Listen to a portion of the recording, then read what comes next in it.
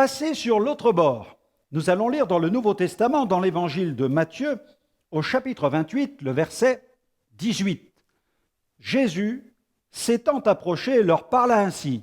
« Tout pouvoir m'a été donné dans le ciel et sur la terre. Gloire à Dieu. » La mer a souvent été décrite dans la Bible comme un lieu mystérieux. Son immensité, sa profondeur, sa puissance et ses dangers ont donné naissance à toutes sortes de légendes et de superstitions.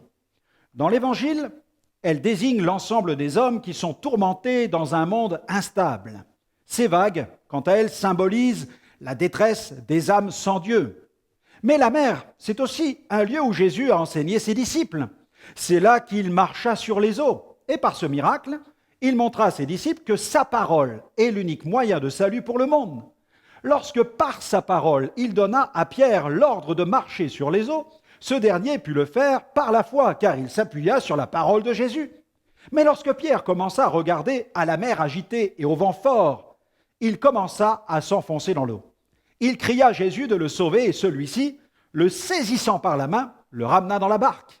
Cet événement illustre parfaitement l'œuvre du salut. Alors que l'humanité s'enfonce dans la perdition, la solution est d'invoquer le Seigneur pour qu'il nous sauve. Heureusement, Jésus a ordonné à la mer de se calmer et au vent de cesser de souffler avec violence. Par cela, il nous montre un aspect de sa puissance. Il arrive parfois que les éléments se déchaînent autour de nous. N'ayons pas peur, le Seigneur a le pouvoir de les maîtriser.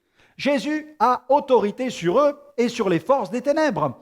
Il a tout pouvoir dans le ciel et sur la terre. Et les disciples devaient découvrir l'autorité de Jésus sur les puissances destructrices agissant dans les lieux célestes.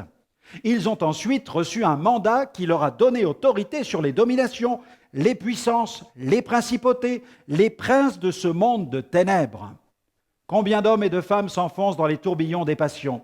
Combien de disciples reculent et renoncent à leur mission à cause d'obstacles qui se dressent sur leur chemin? Nous avons la victoire dans le nom de Jésus sur ces puissances qui dominent dans ce monde. Jésus les a déjà vaincus à la croix du Calvaire. Aujourd'hui, si le Seigneur vous ordonne de passer sur l'autre bord, même quand les éléments se déchaînent, réalisez pleinement que vous n'avez rien à craindre. Le Seigneur sait ce qu'il fait, il est avec vous. Passez sur l'autre bord au nom de Jésus. L'ennemi est vaincu.